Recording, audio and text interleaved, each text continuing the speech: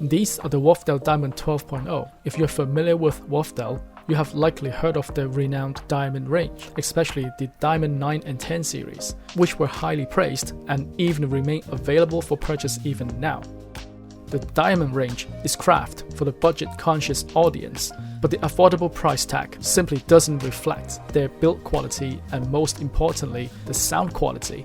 The range includes from compact bookshelf to floor-standing speakers. In this video, we will be focusing on the Diamond 12.0, the smallest of the range. Let's start by diving into the specs.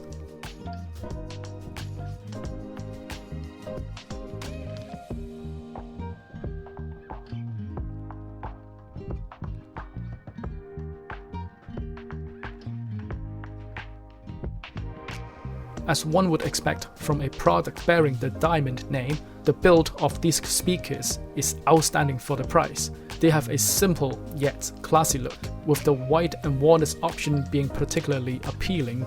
The speakers also have a substantial weight to them. Since the Diamond 9 series, the smallest models in the range have always been box-shaped, while the curved cabinet design has been reserved for the bigger models. In the 12 series, however, the curved cabinet design has been discontinued entirely. Additionally, the Kevlar woven cone has been replaced by what Wharfedale calls a clarity cone, which is a blend of polypropylene and mica materials. These features have now been moved to the higher tier Evo range. Despite these changes, the 12 series does feature some improvements. For instance, it includes a magnet system with an aluminum compensation ring instead of the copper used in the 11 series. The bobbin is made of epoxy resin and glass fiber, which offers better power handling compared to aluminum. The crossover uses an acoustic Linkwood Riley 24 decibel topology, a fourth-order crossover, ensuring a tight and seamless frequency transition between the woofer and tweeter by reducing the signal by 24 decibel per octave. An air inductor is used to ensure the lowest distortion. The cabinet size has also slightly increased with each iteration. Without the Kevlar cone, it will be interesting to see how these speakers perform in the bass and mid-range.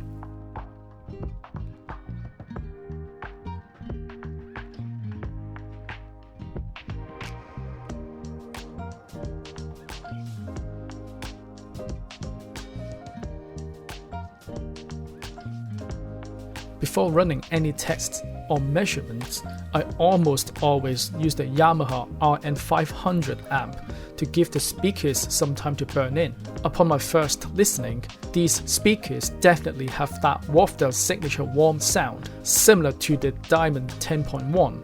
However, it is immediately noticeable that there is no sub-bass to speak of, which is not surprising considering the cabinet size and the different woofer material.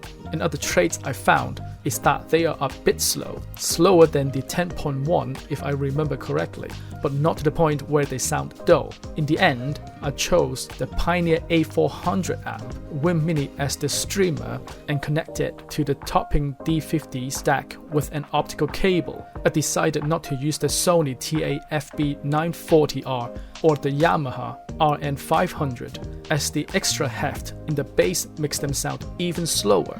The agility of the Pioneer gives a bit more life to the Diamond 12. Their frequency response is a bit bumpy, especially around 2.2 kHz, but not a lot of EQ correction is needed, so none was applied for this review. The music will be from Tidal.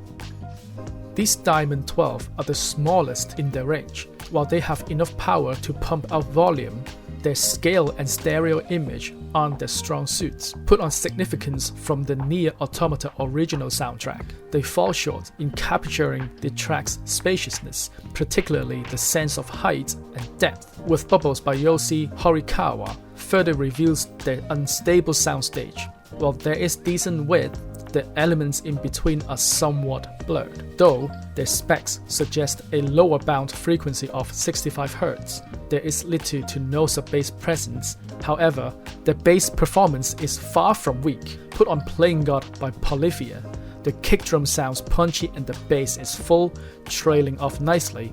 Nevertheless, the track is a tad bit busy for them, and they struggled a little to follow all the beats and notes, with the synth in the background being slightly lacking. While they may lack finesse, their mid-range performance makes up for it. Put on Birds of a Feather by Billie Eilish, her vocals sound nice, up close and warm, though they slightly lack texture and clarity. The upper bass is sufficient to resolve the plectrum sound of the bass. The percussion section, with its spacing and rhythm, is a little hard to follow. Some piano keystrokes and effects in the second verse are missing, but for a budget set, they do a respectable job. Despite their shortcomings, their best quality is that they can play a wide range of music. Listen to St.Denis by Roy Hargrove. Each instrument has just enough room to breathe, the saxophones do not sound harsh, the energy of those melodies do not disappoint. The drums also sound a little more forward than usual. A little knack here that they are not agile enough to let the piano really let loose here. Listening to the suite from Back to the Future by Alan Silvestri, the intro immediately put a smile on my face. The grand theatric entrance of the brass ensemble, accompanied by the strings, sounded powerful without being harsh. There are decent details on display, but the lack of the spatial height is a letdown. Rock music was a pleasant surprise, almost as if they switched up a gear. Put on by Crooked Steps by Soundgarden, there's a burst of energy when the full band kicks in, and they hold up well. The instruments and vocals are balanced, and the energy intensifies with Panic Attack by Dream Theater. The guitar riffs sound gripping and the double kicks pound in the background. However, the speakers lose their composure and sound a bit messy during the big solo section.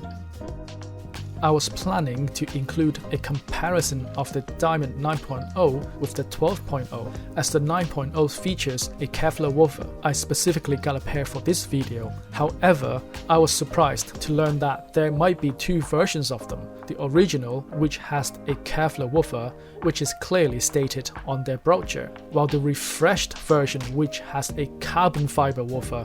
I couldn't find any news or announcements about this material swap. If they have swapped out something this essential of a speaker, they should have at least called it Mark II or something to signify the change. If you have a pair since launch, please leave a comment below about how the serial number is written on the back. Mine starts with H and is clearly written made in China. Give me some clues so maybe I can find an original pair for comparison. After all, the Wharfedale Diamond 12.0 are the smallest speakers in their entry-level range. If you are tight on space and budget, these are not a bad option for £200 at this time of the video. They offer a punchy bass, warm vocal performance, able to handle a wide range of music genres. They perform well with simpler tracks and bring an energetic touch to the music. I don't expect scale or clarity in a small budget set, but what they lack is decent agility and a stable sound stage. They simply can't keep up when the track gets busy. While the bigger siblings feature bigger woofers, they all share the same tweeter dome. The bigger siblings might provide a lower frequency bound and better scale, but I speculate that they likely have the same stereo imaging issue and similar treble performance, and the bigger speakers will require a slightly more powerful amplifier. I hope you liked this video. If you find this review useful, please leave a like and subscribe to support my channel. Thank you for watching, and I will see you in the next video.